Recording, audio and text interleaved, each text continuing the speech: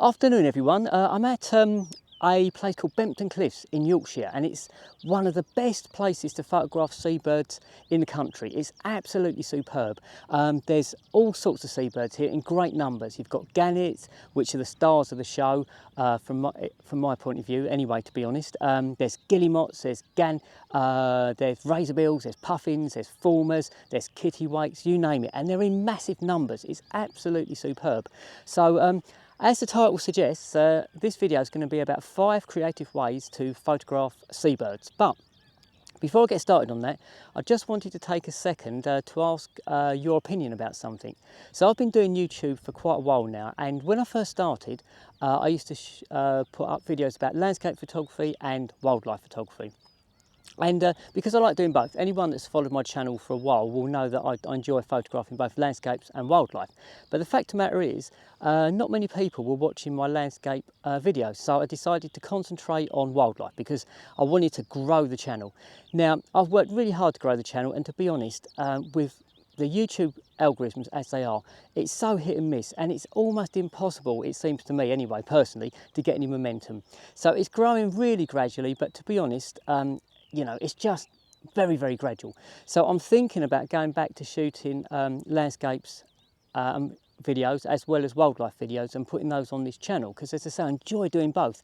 And I'm thinking if I can't grow the channel in a meaningful way, I might as well do both the things I enjoy. But the fact of the matter is though, I know I've got lots of subscribers that have been with this channel for a long time, and what I don't want to do is just drive you away, especially if you've been liking the videos and commenting on the videos. It's really appreciated. So if you can let me know in the comments below, if I start putting up some landscape ones, not loads, maybe one every 3 videos or maybe one every 4 videos, would that drive you away from the channel? Would you stop watching completely? So let me know in the comments section below, because it'd be really interesting to know before I make any changes to what I'm doing. So let's talk about 5 creative ways to photograph seabirds. And the first one has got to be shutter speed, hasn't it? So generally when we're taking wildlife pictures, we shoot with a fast shutter speed to freeze the motion of the animal and to avoid camera shake. But it's really great sometimes to slow things down, and if you can shoot with a slow enough shutter speed to get a bit of movement in the wings, that adds a bit of energy to that shot. And if you look at these pictures coming up, there's movement in the wings, so we've got that extra bit of energy, but the shutter speed is fast enough to keep the bird's head reasonably sharp, and that's the key thing. I don't want to blur the whole thing out, although we can do that as well to create a real sort of impressionistic type of shot. But in this case, these pictures that you're looking at now, or just about to look at, the shutter speed is fast enough to freeze any motion in the head, because the head is quite still and the wings are really flapping quite quickly, so we've got the movement in the wings. Now for these shots I was shooting at a 1/125th of a second, and as I say, because the head's not moving much, that's just about fast enough to freeze the motion in the head, but it's slow enough to get some movement in the wings. Now, you have to be lucky, because sometimes they come down a lot quicker than you expect, and that the head gets blurred and the body gets blurred as well. Sometimes they don't flap the wings enough, so you don't get a bit of movement, enough movement. So it's really hit and miss. But when it all comes together, the shots look fantastic. So I would definitely recommend trying out some different shutter speeds to give you that sort of slight bit of movement in the wings. It adds a bit of energy, I think. So that's our first tip. Experiment with your shutter speeds.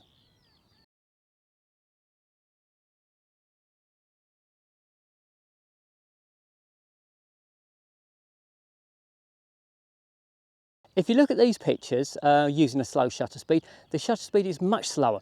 So what we've got now is almost a completely blurred subject. Now this gannet is coming up over a little rise in the cliff face. It's hitting a thermal and it's sort of flapping its wings. And it was a dull day, so it was a really good technique to use. So this is giving you just an impression of movement, which is very different to the pictures you've just seen. But I still think it's worth having a go at. So, experiment with the shutter speeds. It will vary from animal to animal. Obviously, the speed you need for a gannet is going to be very different to the speed you might need for a puffin or a razorbill. So, and in fact, they very rarely hover, those birds, because they come in and out very quickly. But it's very subject specific, and also it depends on how much wind there is, how quickly they're flapping their wings, and how much movement there is. So there's no one shutter speed that fits all. But as I say, for the previous pictures where the head was reasonably sharp and the wings were just sort of blurred, that was 125th of a second.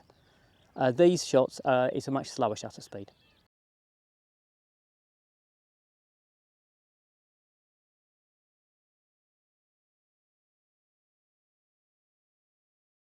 So the second tip when it comes to taking creative pictures of seabirds is to use foreground, but blur that foreground out. So if you look at the shots of these gannets coming up next, we've got the gannet and its head and a part of its body just sticking up from the grass in the foreground. So the foreground grass creates a lovely little sort of out of focus sort of frame for the gannet. And this is where it's really important to adjust your camera height, because if you sort of move up and down slightly, that can change the amount of blur, because what we don't want is the blur to go right over the animal's head.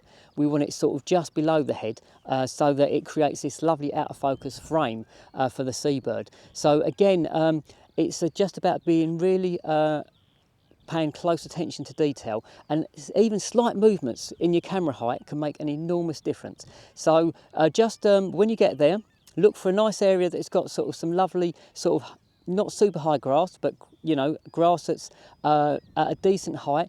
But when the gannets come in particular, because they're big birds and they'll come into get nesting material. When they come in, you're just waiting for a couple of them, or one of them ideally, because we don't want lots of gannets or lots of seabirds in the frame. We want a single subject, so it's separated from all the other gannets, and as it pops its head up, you just go bang. And be very careful with the focusing. Now, generally I'm shooting with animal eye detect, and that works most of the time, and it should work in this situation. But the fact of the matter is, sometimes the eye detect, for whatever reason, might pick up the grass, and if it does that, you're better off switching to either a single autofocus point or a tiny a group of maybe 5 autofocus points, and getting that on the head of the bird, so that the autofocus doesn't pick up the grass in the foreground, because obviously that would ruin the picture. But for most of these seabird pictures, I'm going to be using continuous focusing animal eye detect. It's only when I've got distracting elements where the eye detect might pick that up instead that I'd come off of eye detect and use a small group. Sometimes you can use a much smaller autofocus area and leave the eye detect on, because that will make sure that the camera just looks for an eye in that smaller box. So a smaller area, it gives a focus in a helping hand. But that's our second tip. Get some lovely out of focus foreground, almost to frame the animal in the background. And generally the gannets work really well here, because they're quite big birds, and when they're sort of standing tall, the head just pops up and it looks fantastic. So that's tip number 2.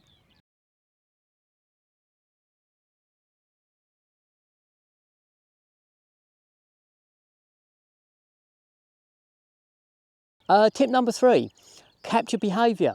Now, it's when you first come to a seabird colony and there's so much going on, you're going to just photograph everything, everything and anything. But the fact of the matter is, once you've got all those sort of portraits and flight shots and the more standard sort of shots in the bag, then it's a really good idea to look out for sort of little bits of animal behaviour. Now, if you look at these next pictures, the first one is a gannet collecting nesting material, and it's a lovely piece of behaviour, because these gannets almost clear the sides of the cliff. You see all these bald patches where they're just pulling the grass out to take back to nest. So that nesting is great. And then look out for sort of little intimate interactions between the birds. You see a lot of sort of where there's just clashing beaks or touching beaks. It's like a beaking behaviour, and that's when they're reaffirming their pair bond. So that's a really nice thing to capture. You will see with a lot of these seabirds, because they're in such a small space, they can get quite aggressive with each other, or quite annoyed with each other, and you'll see them literally screaming at each other, or sometimes pecking at each other, and that's another great bit of behaviour to capture. So along with all the fantastic action, the flight shots and the portraits and the blurred backgrounds and the slow shutter speeds that we've already talked about, look for behaviour, and there's loads of it going on. And the other thing is, it's a really good idea just to stay in one spot and wait, because it might look like there's nothing happening. And then suddenly there's a little bit of behaviour. There'll be a little bit of a fight, or there'll be a little bit of peeking, or there'll be a little interaction where maybe they're preening each other, and they make for absolutely fantastic pictures. So again, it's no different to any other type of wildlife photography. Patience is the key. It's so important to be patient and just sit there and observe and just watch for a while, and you will get your rewards. There's all sorts of little pieces of action and interactions that pop up that you might not have noticed or might not even have seen if you didn't spend the time and just wait there. So that's tip number 3. Look out for animal behaviour and take the time to observe it.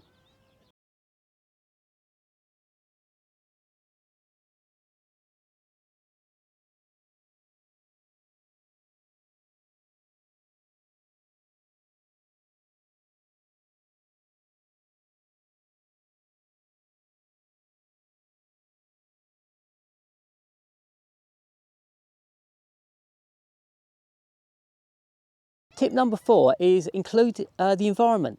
Now, we all want frame filling shots, don't we, where the animals, you know, the gannet or the razorbill or the puffin is big in the frame and the eye's really sharp, and you know, you can see the texture of the feathers and all that sort of stuff, and they're great, and of course we're going to look for those. But once you've got them, it's a really good idea to, if you've got a zoom lens, to zoom out a bit and include some of the environment, because most seabird colonies, and Bempton Cliffs is a fine example, you've got these massive towering cliffs because they're nesting on the cliffs, and it's a fantastic landscape in its own right.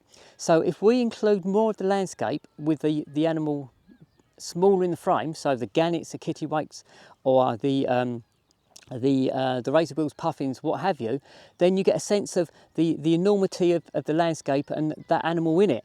And I think it says a lot about the nesting seabirds if you show the big cliffs that they're nesting on, and they're nesting on tiny little ledges, and it's an amazing thing that these birds are doing. So I think it's a really good idea to include the environment. And if you look at these next shots, I've on purposely zoomed the lens out, so I've got a lot more of the cliffs in the background, and it shows the birds sort of flying in this lovely environment, this lovely landscape. And I think, like all of these things, it's good to have a variety. If you were doing a storybook of the day, you would want your animal behaviour, we talked about that. You would want your creative shutter speeds. You would want the behaviour. You would want some lovely blurred foregrounds.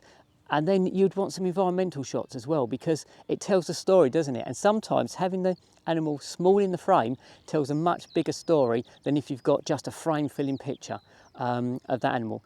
Now, it's not to say that we don't want to be close enough to shoot head and shoulders as well. Of course we do, but it's great to have the variety. So that's tip number 4, including a greater amount of the environment in your picture to show that animal in its natural habitat.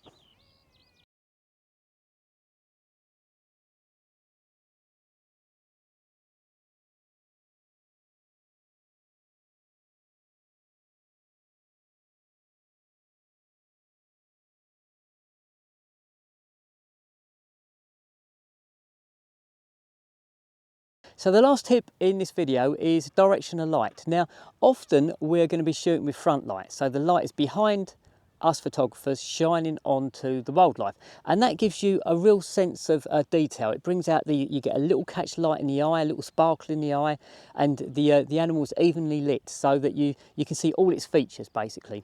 But I would also experiment with different angles of light, particularly backlight, because what backlight does is it can shine through anything furry. So I know seabirds are not furry.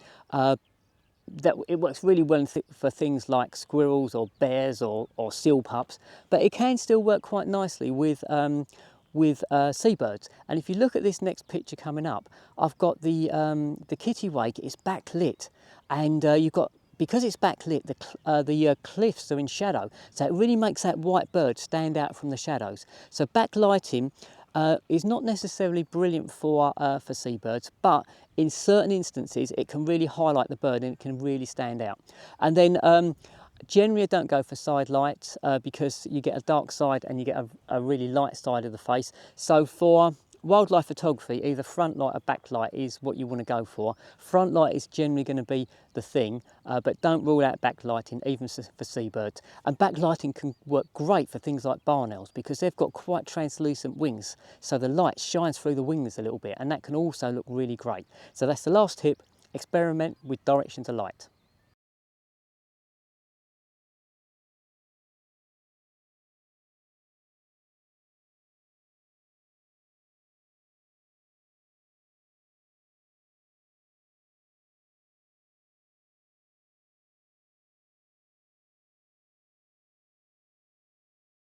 So I hope you enjoyed this video, and as always, if you have enjoyed it, if you give it a thumbs up, a like, that would be brilliant. It always helps my channel, it helps with the YouTube algorithms, and I really appreciate it. And also, if you haven't already subscribed, if you could consider subscribing, that would be brilliant. The more the merrier. I do lots of content like this. I do tutorials, I do equipment reviews sometimes, only for stuff that I've bought myself. I do just behind the scenes, you know, outtaking wildlife images.